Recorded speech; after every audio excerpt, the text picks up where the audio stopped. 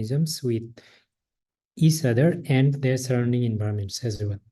So arekta definition বলছে যে not only the individual, not only the animals itself with their environment, but animal to animal interaction is also belong to ecology, right? So there, in almost every course, you'll see the glossary or related term of the subject. Ecology is a related term. So an ecosystem, তোমরা definitely পড়েছো. An ecosystem include the living things, plant, animal, or organisms in a given area, interacting with each other and also with their non-living environment. For example, weather, earth, sun, soil, climate, and an atmosphere. Right. So ecosystem are the foundations of the biosphere and they determine the health of the entire earth system. এখন entire earth system এর health কি আসলে? So আমরা যেমনটা বলি যে environmentally friendly, so আমাদের পরিবেশটাকে আমাদের হিউম্যান বিং এর জন্য, অ্যানিমালস কিংডমের জন্য যার যেমনটা দরকার সেরকমটা রাখাই হচ্ছে আর্থের হেলথ, রাইট? সো এই জিনিসটা অ্যাকচুয়ালি ইকোলজি তথা ইকোসিস্টেম দ্বারা ডিটারমিন করা সম্ভব। সো আমরা যদি বলি তোমরা হচ্ছে নতুন গোপালগঞ্জে এসছো, মাত্র ফার্স্ট সেমিস্টার চলছে, you are still new, you are still adapting to the environment, to the new people, to new friends and so on. So যদি তোমার ইকোসিস্টেম আমরা ধরি, তাহলে তুমি মাঝে থাকবা, তোমার আশেপাশে কি থাকবে আসলে বলো দেখি? তোমার আসলে কি কি দরকার এখানে ভালোভাবে থাকার জন্য, ভালো করে মানে বাঁচার জন্য, স্টাডি করার জন্য কি কি দরকার বলো? তোমরা আনসার দাও। 40 জন থাকার কথা, আমরা মাত্র 29 জন পাচ্ছি। অ্যাটেন্ডেন্স দেওয়ার সময় তো সবাইকে দাও।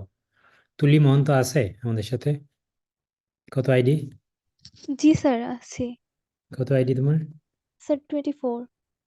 24, গুড। 33 আছে? আছে। 22 আছে। কে নাই আসলে? 01?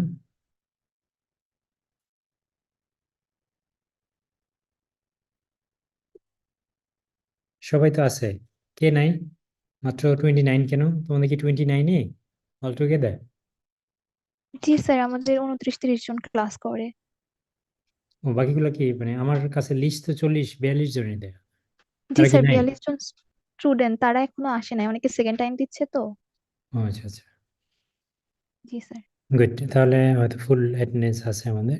সো এখন ওয়ান বাই ওয়ান বলো যে এখানে ভালো থাকতে, ভালো করে স্টাডি করতে, হাসি খুশি থাকতে, নর্মালি লাইফ লিড করার জন্য নতুন জায়গা গোপালগঞ্জ, এখানে তোমার কি কি দরকার হবে?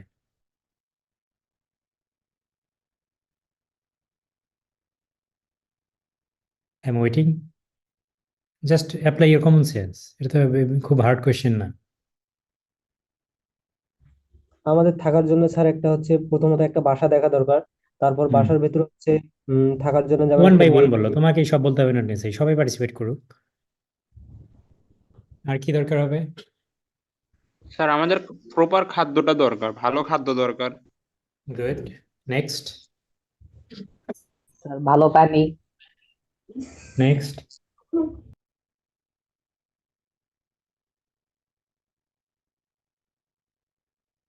মেয়েদের মধ্যে থেকে কেউ কিছু বলবা? এখানে তো বৃষ্টি আছে দেখি। সুস্থ একটা এনভায়রনমেন্ট লাগবে স্যার। এনভায়রনমেন্ট বলতে কি বোঝাচ্ছ? মানে আশেপাশের পরিবেশটা যেন আমাদের থাকার জন্য একটা ভালো পরিবেশ হয়, এরকম একটা পরিবেশ লাগবে। আচ্ছা, এরপরে?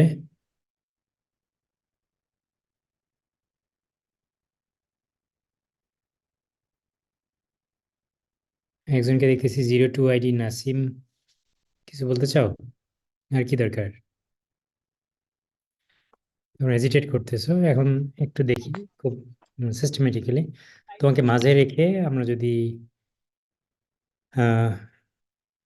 তোমার কি কি দরকার হবে সেইটা যদি একটু থিঙ্কিং করি, দিস আর নট লিমিটেড, এর বাইরে অনেক কিছু দরকার হতে পারে, right?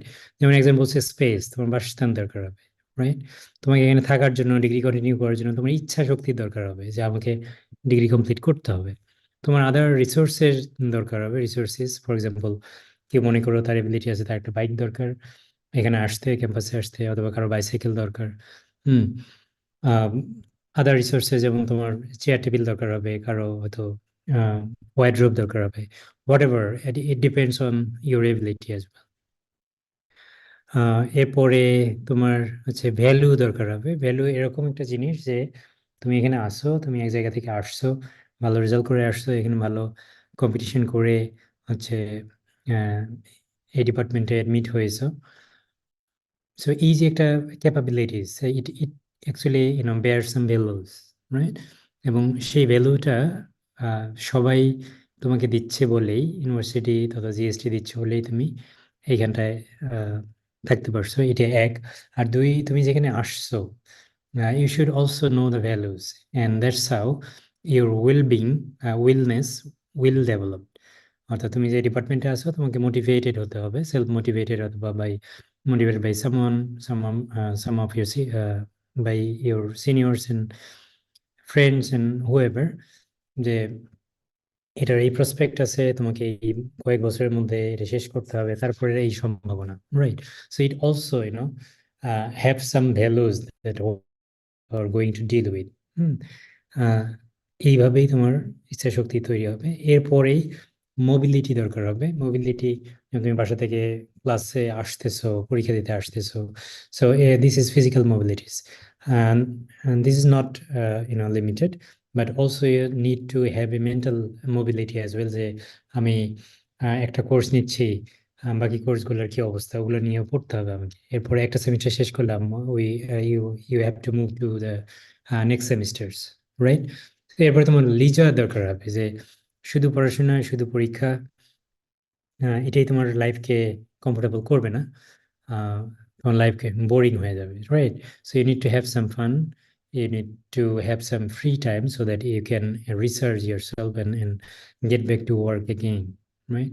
And then you need to have a community, which is with primarily your friends, secondarily your departmental senior brothers and sisters, and then thirdly the departmental family, including the teachers and staffs, and then later you of course should have a non-departmental friend as well, the friend from your own district, from other district as well. So এটা community ধীরে ধীরে বড় হতে থাকবে। এট some point তুমি দেখবে যে এই গ্রুপ থেকে বেরিয়ে কিছু কিছু কাপল হয়ে গেছে, রাইট? সেটাও একটা community, and that also needed for you as well, right? এরপরে with this process তুমি গ্রো আপ করতে থাকবা, যে your you will be climbing up to get the degree. That mean প্রত্যেক সেমিস্টার তোমাকে ক্লাস করতে হবে, পরীক্ষা দিতে হবে, পাস করতে হবে, পরে সেমিস্টারে যেতে হবে, এইভাবে তুমি ক্লাইম্ব আপ করবা। এবং প্রত্যেক সেমিস্টারে যে তোমার রেজাল্টস হবে, পড়াশোনা, তোমার পরিশ্রম, তার যে একটা ইম্প্যাক্ট, তার যে একটা রিওয়ার্ড, সেটা তোমাকে ফার্দার মোটিভেট করবে যে you should move on, right? That is going to be marker. So this are the things you need, and as I told early, যে this is not limited, you may need to have some more. Like অনেকে হয়তো self reliant হইতে চাইবে, যে বাসা থেকে টাকা পয়সা নিব না, আমি টিউশনি করাবো। টিউশনি হার্ন করতে গিয়ে তোমার একটা আলাদা কমিউনিটি সাথে মিক্স আপ হতে হবে, কমিউনিকেশন করতে হবে। টিউশনি লাইফে যারা ইন করে তাদের একটা আলাদা জগৎ থাকে, যে টিউশনি যখন যায় তার স্টুডেন্ট, সেটা নিয়ে তার ছোট্ট একটা আলাদা জগৎ তৈরি হয়, সেটাও একটা কমিউনিটি, রাইট? সো এইভাবে as you grow up, as you are growing by age, you are growing also mentally, you are growing physically, you are growing community point of view থেকে, you are also growing from all side. So this is actually your ecosystem, your ecology here at the university life. And আমরা যে natural ecosystem যেটা দেখবো, সেটা তোমরা আগেই পড়েছো, 19-এ পড়েছো, এরকম একটা পুকুরের বাস্তুতন্ত্র,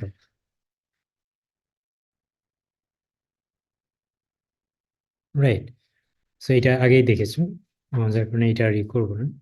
সো আমাদের এখন দরকার, why should we actually study, why should we study ecology?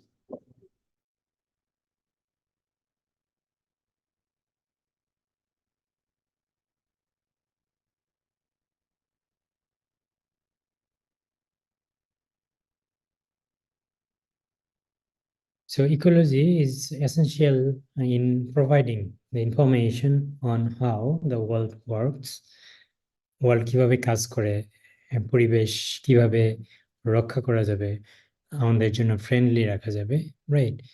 এই ইনফরমেশন গ্যাদার করা, ইনফরমেশন তৈরি করা এবং ইনফরমেশন স্প্রেড করা on how the world work, এটার জন্য actually ecological knowledge is very important. It is also provide the fact on the independence between the natural world and people, animal, or certain organism we are dealing with. So for example, we are going to deal with domesticated animals, right? So domesticated animals, এইটা সম্পর্কে ভালোভাবে জানতে গেলে তার তার nature, তার behaviour, and what they need actually in terms of feed, in terms of input, in terms of the environment that can provide them the comfortability that can actually help them producing more and more, so that the animals can reward you with a higher production, and in return you get viable economy. So these are the things that actually provide you the sense that how should you plan, how should you deal with uh, the animals, with the organism that you are targeting to. So সেটা একটা importance, and for a better understanding of ecological system that can actually help us understanding the global and regional consequences of competition among the human for the scarce natural resources that support us, right? এখানে বলা হচ্ছে যে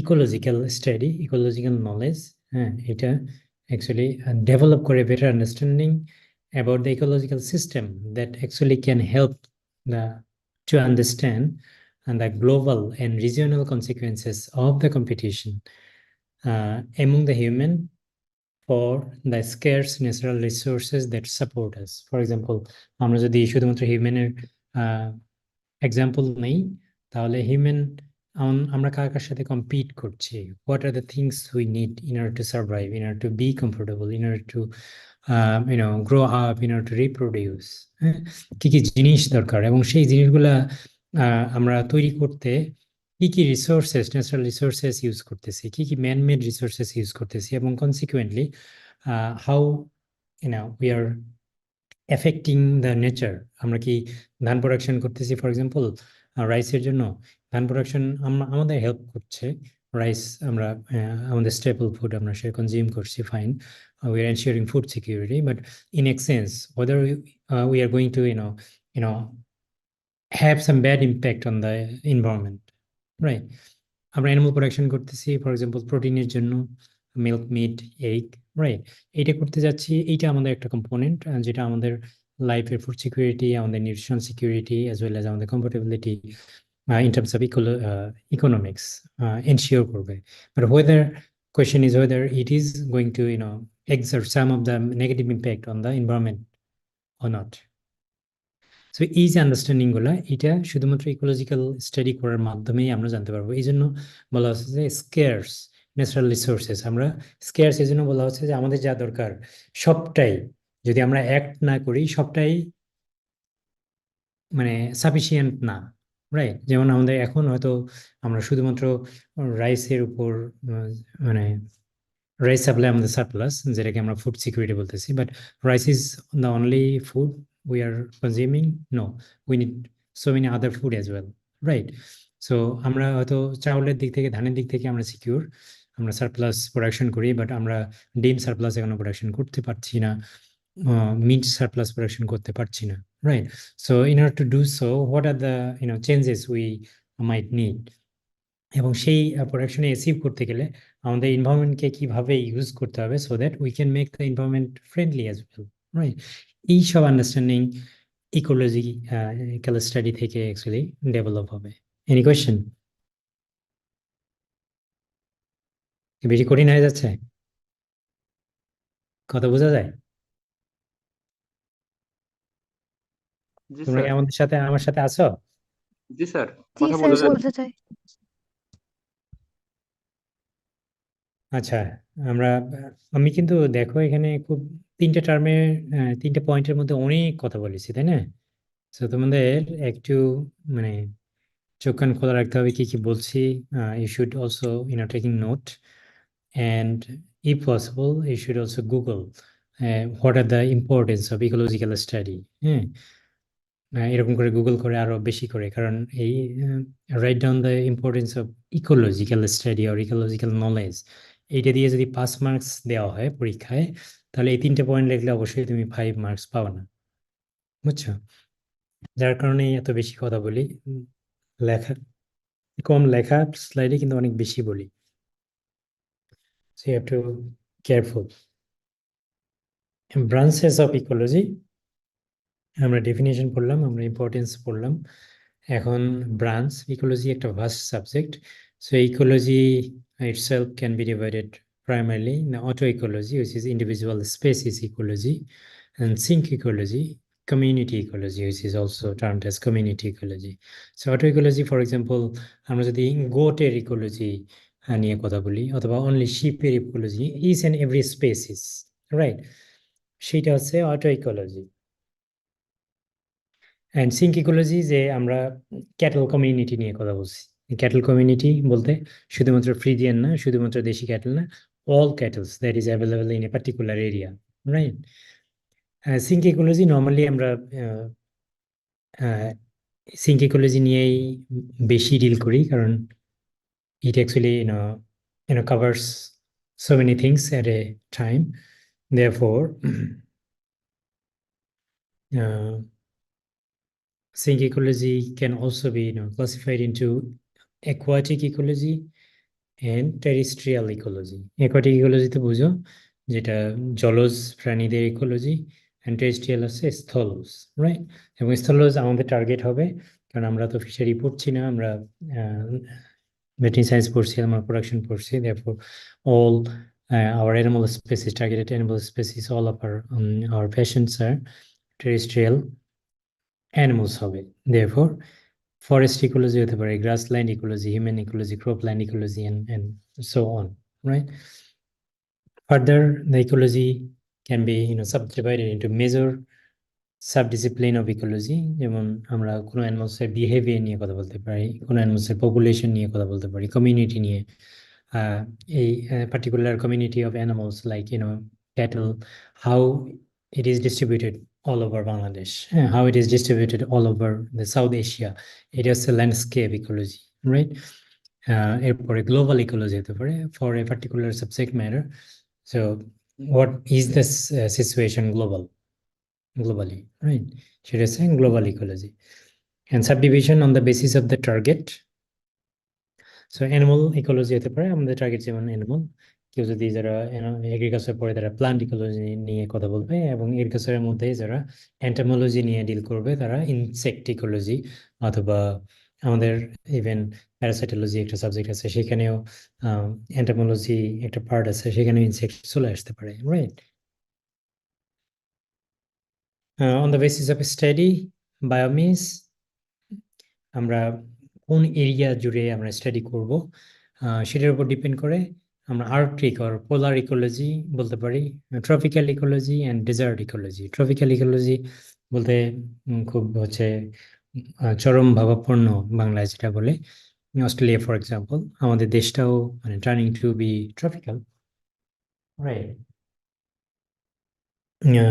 এইটা, এবং dessert তো বুঝো মরুভূমির যে ইকোলজি, রাইট?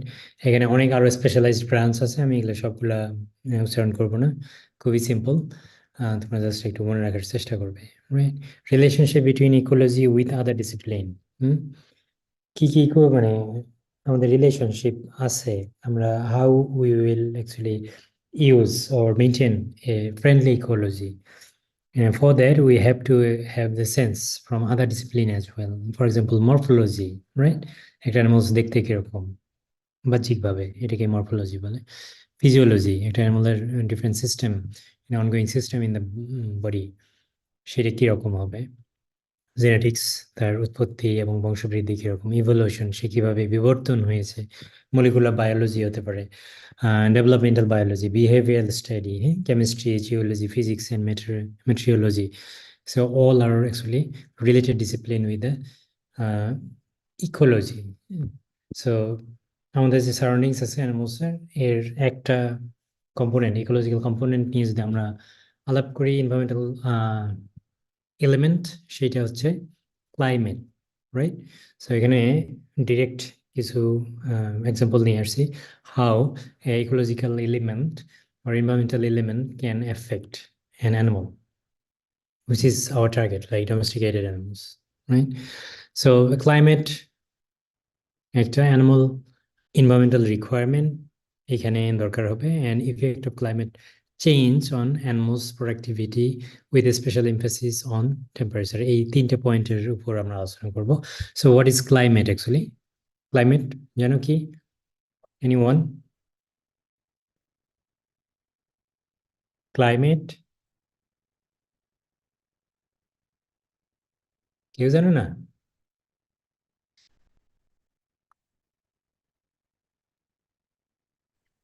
দুর্যোগ। ক্লাইমেট হচ্ছে আবহাওয়া, আবহাওয়া। জলবায়ু। ওয়েদার কি? ওয়েদার বাংলা যাই হোক, ওয়েদার হচ্ছে একটা short term environmental element that affect the animal's daily life. For example, temperature. আজকে দিনে টেম্পারেচার ম্যাক্সিমাম 22 ছিল, 22 ডিগ্রি সেন্টিগ্রেড, রাইট? এটা হয়তো কয়েকদিন পর আরো কমবে, 20 ডিগ্রিতে আসবে। 20 ডিগ্রিতে আসলে তোমার মনে হবে যে আমি আজকে গোসল না করি, রাইট? পানি অনেক ঠান্ডা, রাইট? আবার গরমের দিন আসবে যখন টেম্পারেচার মোর দেন 35, তখন আরেক ধরনের তোমার ফিলিংস আসবে। সো এই যে everyday change of the environmental element like temperature, এটা হচ্ছে ওয়েদার, রাইট? এবং এটা পার্টিকুলার এরিয়াতে এই যে for a longer time, like 2 বছর 3 বছর, যে daily changes A trend of the temperature, হ্যাঁ, এইটা হচ্ছে ক্লাইমেট। ওকে, সো ক্লাইমেটের যদি ইফেক্ট আমরা, for example temperature, humidity, rainfall, হ্যাঁ, প্রেসিপিটেশন, এগুলোর যদি ইফেক্ট চিন্তা করি অন অ্যানিমালস, তাহলে দুই ধরনের ইফেক্ট আসবে, একটা হচ্ছে ডিরেক্ট আর একটা indirect effect, right? So climatic যে এলিমেন্টগুলো, সেগুলো হচ্ছে এগুলা: temperature, humidity, precipitation, air, solar pressure and ionization, right? So comfort zone, যদি আমরা টেম্পারেচার ধরি তাহলে 10 থেকে 20, এটা আছে কমফোর্ট জোন। হিউমিডিটি 40 থেকে 80। Precipitation, no strong wind and heavy rain, আমরা ঝড় বৃষ্টিতে সবাই ভয় পাই, বেরোতে চাই না, বাট যদি নর্মাল থাকে, নো হেজিটেশন, ওইটাই আছে নর্মাল আমাদের জন্য। এয়ার অবশ্যই সাফিসিয়েন্ট, যেটা ন্যাচারালি আমরা পাই, দ্যার ইজ নো কোয়েশ্চেন।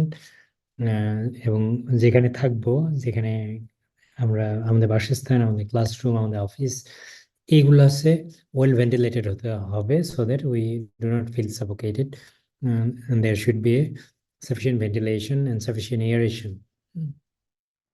এগুলা হচ্ছে আমাদের এই যে এলিমেন্টগুলো এবং এলিমেন্টের রেঞ্জ, এইটাই হচ্ছে আমাদের environmental requirement, not only for us but also for domesticated animals as well, right? So environmental stressors and productivity.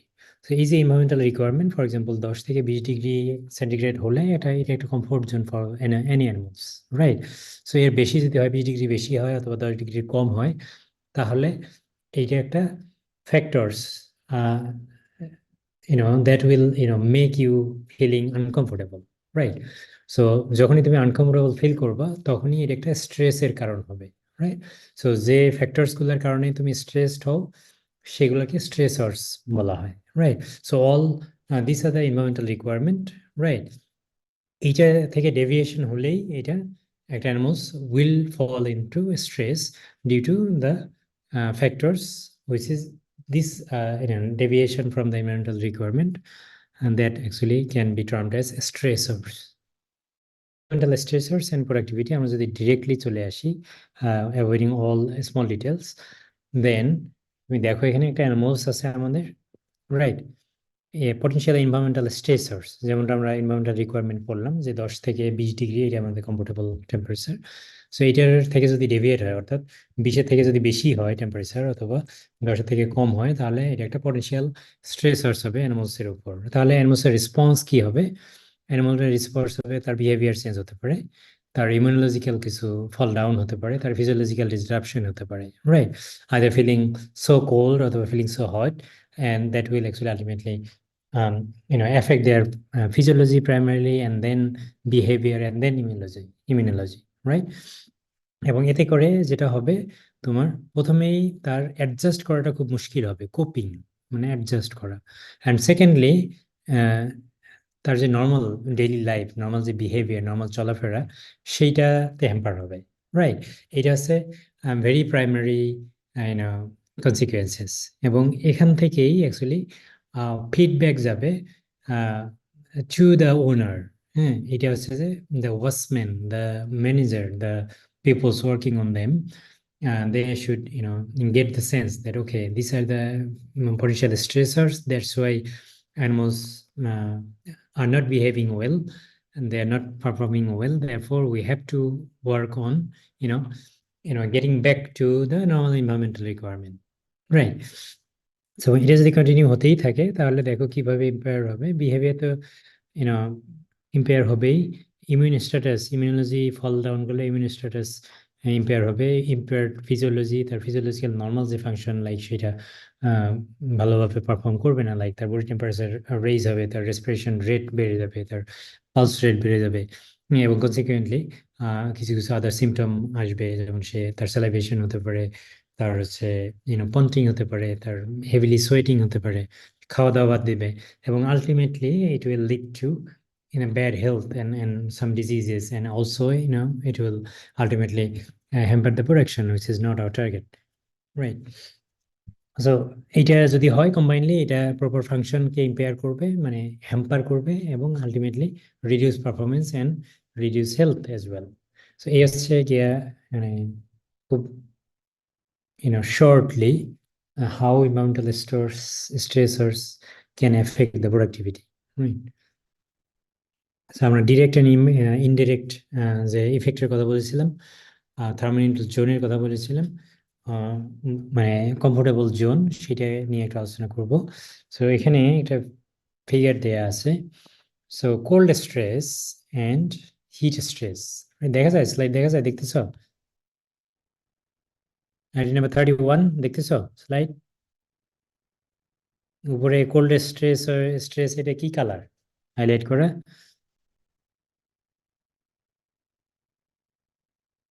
আর ডান সাইডে নিচের দিকে কি লেখা আছে রেড কালারে? Very good. সো তোমাদের মধ্যে first according to ID, car ID first মেয়েদের মধ্যে? সে কি আছে আমাদের সাথে? 03 কে? 03 আছো? ID number 03।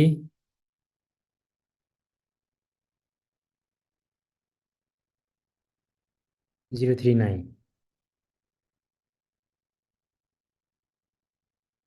অনলি 3 নাই, সে জয়েন করেনি।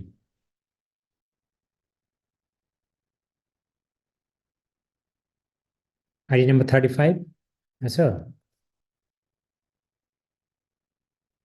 35? আসসালামু আলাইকুম স্যার, আমি আছি 35। 35 আছো, রাইট? সো আমরা এখন কি দেখছি? স্লাইডের নাম কি, টাইটেল?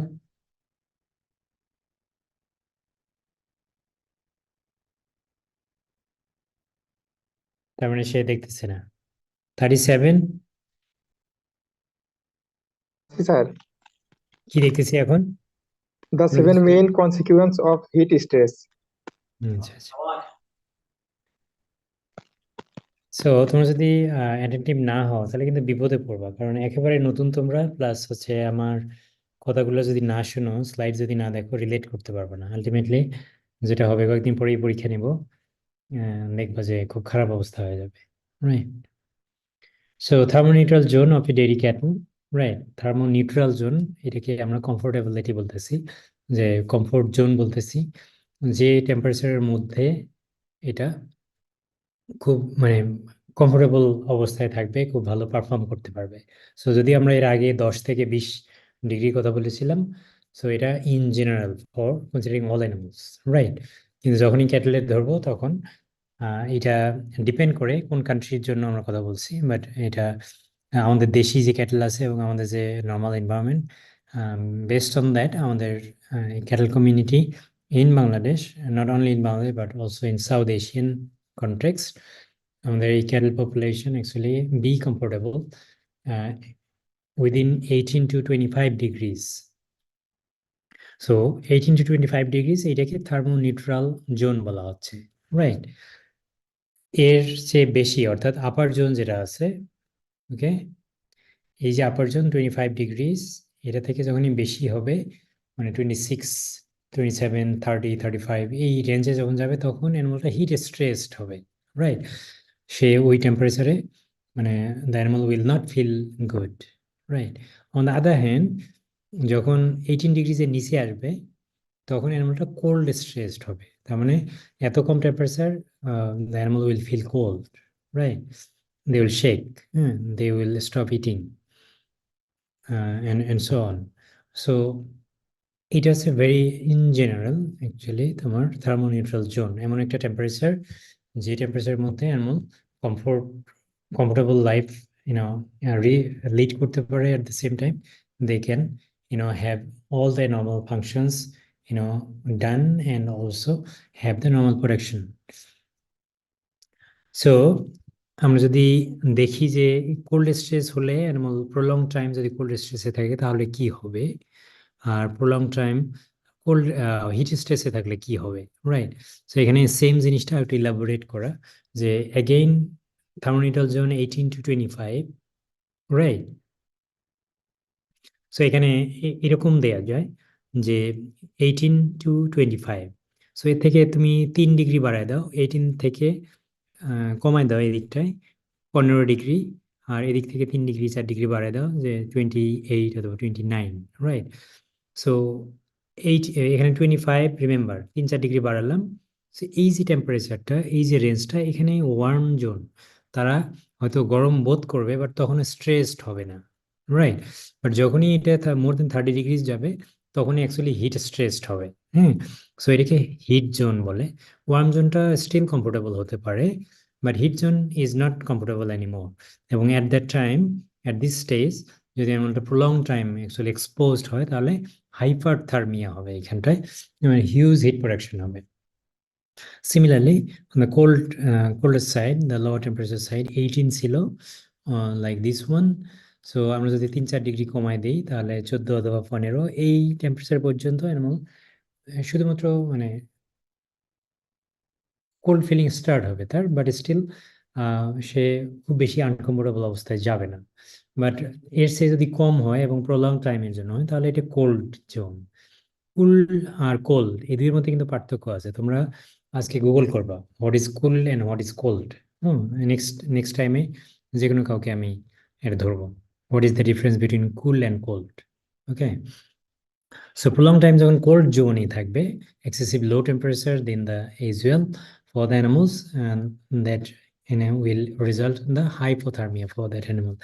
And actually এই যে হাইপারথার্মিয়া অথবা হাইপোথার্মিয়া, এইটার চেয়েও যদি মানে বেশি এলিভেট হয়, লাইক টেম্পারেচার গেছে 40 ডিগ্রি 42 ডিগ্রিতে, এদিকে 10 ডিগ্রির নিচে চলে আসছে, অথবা 8 ডিগ্রি 7 ডিগ্রিতে চলে আসছে, ফ্রিজিং টেম্পারেচারে চলে আসছে, তখন অ্যাকচুয়ালি কোল্ড শক হবে এবং ultimately death from cold stress হতে পারে। And similarly for the higher temperature like 40 or 45 degrees, heat stress and death from heat stress হতে পারে, রাইট? সো এখানে দেওয়া আছে, আমাদের দেশে কোল্ড নিয়ে কোনো সমস্যা নাই, অত কম টেম্পারেচার আসে না, বাট হচ্ছে হিট যেটা টেম্পারেচার ইদানিংকালে খুব বেশি টেম্পারেচার, সামার সিজনে আমরা আজকাল 40 ডিগ্রি পর্যন্ত ফেস করি, ইভেন তারও বেশি। Therefore, most likely and most common, the animals in our country are most likely to, face the heat stress. Okay. So heat stress হলে কি কি সাইন হতে পারে? প্রথমেই হিট স্ট্রেস হলো, হিট স্ট্রেস তো বুঝতেইছো, এখানে যদি আসো এই যে এই জায়গাটা, যে 30 থেকে 35-37 এই ডিগ্রি পর্যন্ত হিট স্ট্রেসড হবে, রাইট? এই যে এই জায়গাটা।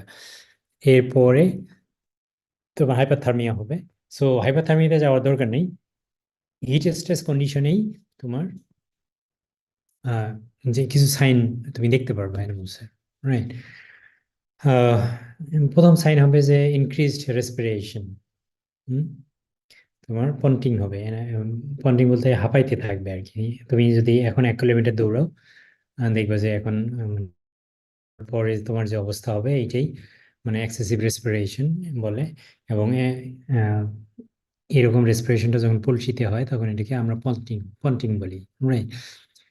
এর কারণে excrete the excessive carbon dioxide from the body, disturbance of body acid base balance, এটার কারণে অ্যাসিড বেস ব্যালেন্স হবে। এবং এই যে এক্সেসিভ কার্বন ডাইঅক্সাইড এবং এক্সেসিভ রেসপিরেশন, এইটার কারণে সোয়েটিং বেশি হবে, রাইট? মানে বডিতে যে হিট প্রোডাকশন হয়েছে সেইটা ডেসিপেট হতে সময় লাগতেছে, বিকজ সারাউন্ডিং টেম্পারেচার অনেক বেশি, রাইট? সো ওই তোমার বেশি টেম্পারেচার কে ডেসিপেট করতে পারছে না বললেই ওখানে সোয়েটিং এর তৈরি হচ্ছে, রাইট? অনেকটা এটা একটা way of condensation, way of cooling down. তোমরা দেখবে যে হচ্ছে যখন তুমি সবাই তো মোস্টলি রান্না করো, বিশেষ করে মেয়েরা, তোমরা যখন কোনো কিছু ঢেকে দাও তরকারি অথবা ভাত রান্না করার সময়, তোমার ভ্যাপারাইজেশন তো হয়, তাই না? ভ্যাপারাইজেশন হওয়ার পরে এটা যদি ট্রাপে থাকে, বের হতে না পারে, তাহলে এটা কন্ডেনসেশন হয়, হয়ে ওখানে ওয়াটার ফর্ম করে, ওয়াটার বাবল ফর্ম করে, তাই না? সো অনেকটা সিমিলার একটা প্রসেস বডিতে অনসেট হয়, যে তোমার বডিতে হিট বেশি প্রডিউস হয়েছে because of the excessive heat stress, এবং সেটা ডিসিপেটও হতে পারছে না, it is taking time because of the surrounding high temperature. Therefore একটা সেলফ ডিফেন্সিভ মেকানিজম হিসেবে তোমার বডির ভিতরে সোয়েটিং শুরু হয়, তখন সোয়েট গ্ল্যান্ডগুলো খুব অ্যাক্টিভ হয় আর কি, তারা সিক্রেশন করে এবং বডি হিট ডিসিপেট করে। এর কারণে বডি ওয়াটার অ্যাকচুয়ালি লস হয়ে যায়। সোয়েটিং তো জানোই যে বডি ওয়াটার বের হয়ে আসে, এবং ওয়াটার লস হলে তখন ওয়াটার ইনটেক ইনক্রিজ হয়। ওয়াটার ইনটেক ইনক্রিজ হলে মানে stomach will full with water, এবং there will be no space or very little space for food to consume. Ultimately যেটা হয়, lack of space for feed in the rumen. আমরা এই এক্সাম্পলটা নিয়েছি dairy ক্যাটেলের জন্য, lactating cattle, তারপর আমরা রুমেন বলতেছি, যেটা স্টোমাক তোমরা ধরতে পারো। সো এরকম যদি হয়, সো এটাকে লায়ার স্যাটাইটি বলে। লায়ার স্যাটাইটি বলতে তুমি মানে পানি খেয়েছো, তোমার পেট ভরা, হ্যাঁ, মানে তোমার ব্রেনে ইয়ে যাবে যে আমি আর কোনো খাবার আমার দরকার নেই, আমি ফুল, রাইট? সো স্যাটাইটি বলতে satisfied with what you need. হ্যাঁ, আমাদের ভিতরে একটা সিস্টেম আছে, hunger centre and satiety centre. Hunger centre এরকম যে তোমার স্টোমাকে যখন কোনো কিছু থাকবে না, তখন স্টোমাক থেকে ব্রেইনে একটা সিগন্যাল যাবে যে আই নিড ফুড, রাইট? এবং তখনই ব্রেন এমন কিছু হরমোন সিক্রেট করে যার কারণে তুমি ফিল করো যে I am hungry and I need to eat. এটাকে হাঙ্গার সেন্টার বলে। আর স্যাটাইটি সেন্টার যখন খাইতেই থাকবা, খাওয়া অনেক খেয়ে ফেলবা, তোমার পেট ভরে যাবে, তখন মনে হচ্ছে আর খেতে পারছি না, তখন অ্যাকচুয়ালি এগেইন ওই স্টোমাক থেকেই একটা সিগন্যাল যায় ব্রেনে যে I have sufficient food now, please stop eating, right? So brain যখন এই ইনফরমেশন রিসিভ করে, তখন সে আরেকটা হরমোন সিক্রেট করে, এটা আমরা ডিটেলস পড়বো সিস্টেমিক ফিজিওলজিতে। তখন অ্যাকচুয়ালি এমন একটা পরিবেশ তৈরি হয়, তোমাকে বলেই দেয় সিস্টেম যে you don't need actually to eat any further any more. So এটাকে বলে স্যাটাইটি। স্যাটাইটি আছে খাবারকে স্টপ করে, আর হাঙ্গার খাবারকে ইনডিউস করে, মানে খাইতে চাওয়ার যে ইচ্ছা। ওকে, সো যখনই তোমার সাফিসিয়েন্ট মানে তোমার স্টোমাক ফুল অফ ওয়াটার হবে, তখন লায়ার স্যাটাইটি হবে, মানে স্টোমাক থেকে অ্যানিমালসের ব্রেনে চলে যাবে যে আমার স্টোমাক ফুল, আমার আর কোনো কিছু দরকার নাই, এটাকে লায়ার স্যাটাইটি বলে। এই জন্য লায়ার যে মিথ্যা, কারণ ওখানে তো শুধু পানি গিয়েছে, কিন্তু আমাদের মানে ফিড দরকার অ্যাজ এ ড্রাই বেসিস, যেটা আমাদের নিউট্রিয়েন্ট প্রোভাইড করবে for the animals in order to maintain there body as well as production. So সেটা যেহেতু হচ্ছে না, পানি আমাদের সব নিউট্রিয়েন্ট সার্ভ করবে না, therefore although it is sending the satiety, মানে স্টোমাক ফুল এরকম সিগন্যাল ব্রেনকে দিচ্ছে, but still it is liar. হ্যাঁ, মানে ফলস এটা। দেয়ারফর এই লায়ার স্যাটাইটি এবং লায়ার স্যাটাইটি সিগন্যাল এর কারণে ডিক্রিজ ফিড ইনটেক, ডিক্রিজ হয়, ultimately decrease reproduction and production. In case of the example we took, it is milk production. So same জিনিসগুলো এখানে আর একটু সুন্দর করে সাজানো, right? Any question until now? Any question? No. So let's proceed. Indirect effect কি হতে পারে? যেগুলো আলোচনা করেছি এগুলো direct effect of the heat stress. Indirect effect কি হতে পারে? It will limit, মানে ফিড সাপ্লাই তোমার লিমিট হবে, রাইট? কারণ একদিকে হচ্ছে যে তোমার অল ওভার হট ওয়েদার, তার মানে তোমার যে ফিড সাপ্লাই হওয়ার কথা, ফিডের প্রোডাকশন হওয়ার কথা, সেগুলো হয়তো প্রোডাকশন হবে না, যার কারণে limited feed you are going to get. At the same time it will limit the growth. Very hard dry matter হবে, sorry, very dry matter content of the feed because of the weather change and excessively harsh weather. Limit the nutrient content qualitative and quantitatively, মানে গুণগত এবং পরিমাণগত ভাবে যে নিউট্রিয়েন্টের যে content সেটা very করবে। কারণ একদিকে আছে যে তোমার প্রোডাকশন, ফিডের সাপ্লাই যেটা, সেটা কমে যাবে because of the very harsh weather. অন্যদিকে যে এই হার্শ ওয়েদার কারণে তোমার যে স্টোরড ফিডগুলো আছে এগুলারও কোয়ালিটি খুব কুইক হ্যাম্পার হতে থাকবে, ডিটোরিয়েট করতে থাকবে। দেয়ারফর আমাদের যে নিউট্রিয়েন্ট মানে পাওয়ার কথা আমাদের স্টোরড ফিড থেকে অথবা ফিল্ড থেকে যেসব ফিড পাবো সেটার কোয়ালিটি এবং কোয়ান্টিটি হয়তো আপ টু দ্য মার্ক আমরা পাবো না। ওয়াটার ডিপ্রাইভেশন হবে, হট ওয়েদারে তোমরা জানো যে ওয়াটার লেভেল ডাউন হয়, ground water level, at the same time water supply অনেকটা এফেক্টেড হয়। দেয়ারফর সামহাউ ওয়াটার ডিপ্রাইভেশনে যাবে এবং বডি ওয়াটার ডিপ্লিশন হয় due to the sweating, right? So এইভাবে ওয়াটার ডিপ্রাইভেশন হবে, অ্যান্ড ওয়াটার ডিপ্রাইভেশন হলে it affect the intake, it affect the metabolism and productivity. এরপরে রুমেন ফাংশনকে এফেক্ট করতে পারে, ডাইজেস্টিবিলিটিকে এফেক্ট করতে পারে, nitrogen output particularly urea excretion এটাকে এফেক্ট করবে, এবং low CP intake which is crude protein intake and negative energy balance হতে পারে। কারণ ওই যে সব হচ্ছে স্যাটাইটি, লায়ার স্যাটাইটি এবং ফিজিওলজিক্যাল ইম্পেয়ারমেন্ট, এগুলোর কারণে অ্যাকচুয়ালি অ্যানিমালসটা অ্যাপারেন্টলি খাইতেই চাইবে না, কোনো কিছুই খাইতে চাইবে না, হ্যাঁ, এবং আলটিমেটলি বডি ওয়েট লস করবে, ইমিউনিটি লো হবে, এবং তোমার হচ্ছে প্রোডাকশন আলটিমেটলি হ্যাম্পার হবে। এরপরে disease and parasitic infestation and disease onset এগুলো বেড়ে যাবে because of the high temperature and the surroundings, যে মানে ফ্যাকাল্টেটিভ যে এলিমেন্টসগুলো ছিল like parasites and disease organism, এগুলো আরো বেশি অ্যাক্টিভ অ্যান্ড ডমিনেন্ট হবে। On the other hand heat স্ট্রেসের কারণে অ্যানিমালসের যে ইমিউনিটি ফল করেছে, সে যে খাচ্ছে না, তার সে ধীরে ধীরে দুর্বল হয়ে যাচ্ছে। এই কারণেও এরা অনেকটা ডাবল ফোল্ড ইয়ে হয়, যে এটা ইনডিউস করে parasitic infestation and disease as well, and also মানে subsequently storage and handling of animal product, এটা হ্যাম্পার হবে, অ্যানিমালের ফিড স্টোরেজ হ্যাম্পার হবে, অ্যানিমালের ফিড সাপ্লাই হ্যাম্পার হবে, রাইট? একটা যদি হেলদি অ্যানিমাল আমরা অ্যাসেস করতে চাই, যেটা তোমাদের ফার্স্ট হ্যান্ডে তোমাকে at a glance within a second তোমাকে অ্যাসেস করতে হবে একটা পেশেন্ট তোমরা দেখতেছো এটা অ্যাকচুয়ালি হেলদি না আসলে কোনো মানে প্রবলেম আছে। তো হেলদি অ্যানিমালের সাইন কি হতে পারে? সাইন হচ্ছে shiny coat and smooth skin হবে। কোট বলতে এই যে কোট কালার, বডি কালার, লোম দেখতে কিরকম, চামড়া দেখতে কিরকম, এটাকেই কোট বলছি। শাইনি হতে হবে, জল জলে যেটা গ্লোসি এন্ড স্মুথ হতে হবে, রাইট? স্কিন, তো ব্রাইট আইস, চোখ খুব স্বচ্ছ হবে, জলজলে হবে। ক্লিন এয়ার নর্মালি সুস্থ অ্যানিমালের খুবই ক্লিন হয়, বাট যদি অ্যানিমালটা ইনফেক্টেড হয় তাহলে certain kind of works discharge হতে পারে এবং কিছুটা ইনার সিক্রেশন হতে পারে, somehow it will looks like unclean, not clean. Moist muzzle হচ্ছে এই যে জায়গাটা দুই নস্ট্রিল যে আছে তার মাঝে, এই মাজেলটা হচ্ছে যে ময়েস্ট থাকবে, ভিজে ভিজে থাকবে, রাইট? আর টিথ হোয়াইট থাকবে এন্ড ফ্রেশ ব্রেথ, যে নিঃশ্বাস ছাড়বে, এক্সক্রিয়েশন আমরা বলি, এটা খুব ফ্রেশ হবে, কোনো মানে ব্যাড অর্ডার অথবা ব্যাড স্মেল থাকবে না। তার হেলদি বাথরুম হ্যাবিট, যেটা আছে তার মানে ফিসিস যদি দেখো, স্টুল দেখো, সেটা নর্মাল হতে হবে এবং নর্মাল দেখাবে নর্মালি, এবং গুড অ্যাপিটাইট থাকবে, তার খাওয়ার খুব চাহিদা থাকবে, এবং ready to play time, ready for play time, এবং খুবই অ্যাজাইল এন্ড কি বলি এটা, যেটাকে বাংলায় বলে চটপটে, রাইট?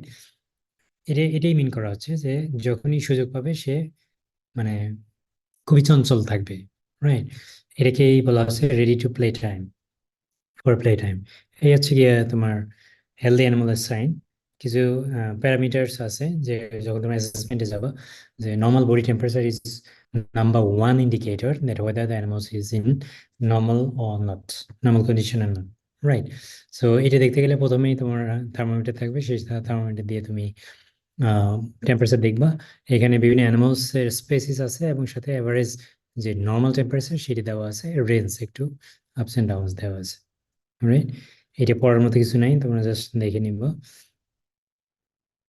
সো এতটুকুই আমার আজকে এই লেকচারটা ছিল। আমার মনে হয় যে টু মাচ ইনফরমেশন এবং অনেক কমপ্লিকেটেড হয়ে আসতেছে। তোমরা কি চাও আমি আরো কন্টিনিউ করি? সেকেন্ড